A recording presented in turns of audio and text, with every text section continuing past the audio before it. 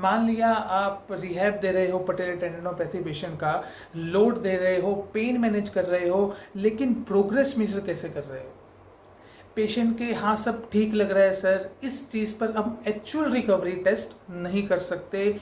There should be an objective tool जो कि हमें बताए कि हमने कहाँ से कहाँ तक प्रोग्रेस किया, प्री एंड पोस्ट क्या है। तो इस चीज़ के लिए विजा पी स्कोर है। This is for patellar tendinopathy.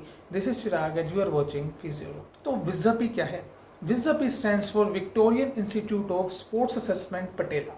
एक सेल्फ रिपोर्टेड स्कोर जो पेशेंट को खुद फिल करना होता है, और आपको मिलता है एक नंबर 0 to 100 के बीच, जो उसके पेन, एक्टिविटी लेवल या स्पोर्ट्स परफॉर्मेंस को समराइज करता है, ताकि पटेलर टेंडिनोपैथी रिहैब को एक रियल ट्रैकिंग प्रोग्रेस बनाया जा सके। तो टोटल 8 क्वेश्चंस होते हैं, ठीक है। और शुरू के जो 1 to 6 क्वेश्चंस होते हैं वो मेजर करते हैं पेन एंड डिफिकल्टी जो आपको डेली फंक्शनल टास्क में आती है, ठीक है। कौन कौन से क्वेश्चंस होते हैं? Sitting, squatting, climbing chairs, walking, running, jumping, ठीक है। तो ये 6 क्वेश्चंस होते हैं, और हर एक जो भी कॉन्स्टेंट लिया मैंने, सिटिंग लिया, स्क्वाटिंग लिया, हर एक को मेजर करते हैं उसकी पेन इंटेंसिटी और फंक्शनल लिमिटेशन के हिसाब से, ठीक है। तो नॉर्मली 0 to 10 होता है, या फिर एक प्री डिफाइंड स्कोर होता है जिसमें रेट करते हैं। और क्वेश्चन 7 होता है कि are you currently participating in sports. तो टोटल स्कोर जो होता है वो 10 पॉइंट्स का होगा।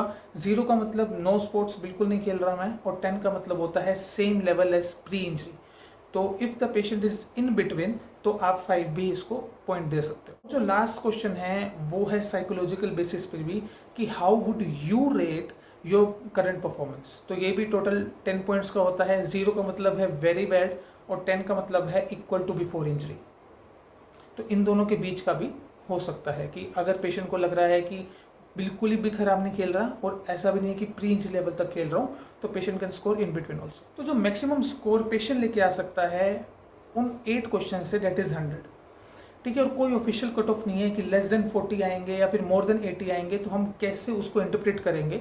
बट दे सेड कि जितना अच्छा स्कोर होगा, जितना ज़्यादा हाई स्कोर होगा, उतना ज़्यादा अच्छा पेशेंट का प्रोग्नोसिस होगा, और उसका मतलब है कि पेशेंट एसिम्प्टोमेटिक होगा, रिटर्न टू स्पोर्ट कर सकता है, ठीक है। हमने देख लिया कि विजा पी स्कोर क्या है और उसका मेन पर्पस क्या है कि पटेलर टेंडिनोपैथी पेशेंट में लगता है, बट उसको यूज़ कहाँ कहाँ कर सकते हैं हम।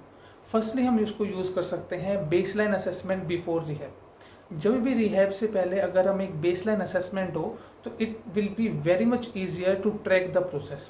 तो हम बेसलाइन असेसमेंट में इसको यूज़ कर सकते हैं। मिड रिहैब प्रोग्रेस चेक करने के लिए भी हम इसको यूज़ कर सकते हैं।